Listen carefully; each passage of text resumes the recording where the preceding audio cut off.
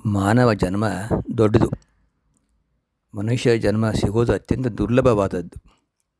ಏಕೆಂದರೆ ಇದು 84 ಲಕ್ಷ ಜನ್ಮಗಳನ್ನು ದಾಟಿ ಬಂದ ನಂತರ ಸಿಗುತ್ತದೆ.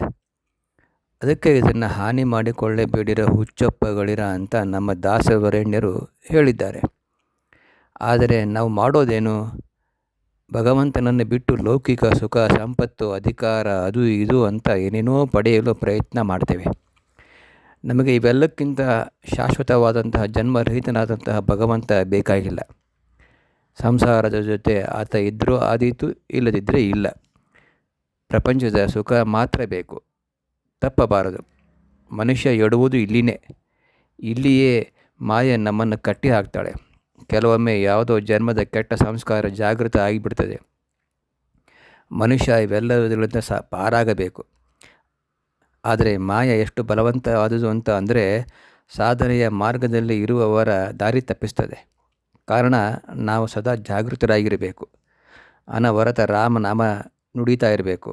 ಅಂದರೆ ಸಾಧನೆ ಆಗ್ತದೆ. ಮಾನವ ಜನ್ಮ ಸಾರ್ಥಕ ಮಾಡಿಕೊಳ್ಳುವ ಮಾರ್ಗ ದೊರಕುತ್ತದೆ.